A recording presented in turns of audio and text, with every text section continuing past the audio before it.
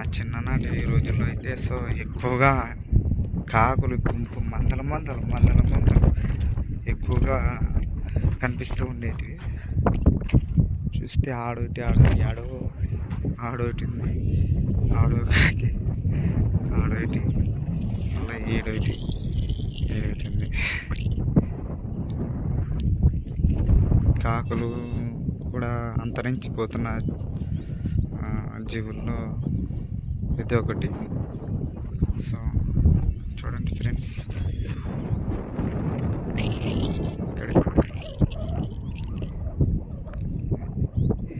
ఇక్కడే రాయలసీమలో ఎక్కువగా భూముల్లో ఎక్కువగా ఈ రాళ్ళల్లో సగానికి సగము వజ్రాలు ఉండేటివంట. సో ఇది ఇక్కడే రాయలసీమ రత్నాల సీమ అని పిలవడానికి ముఖ్య కారణమైన ప్రాంతం ఏదైనా ఉందంటే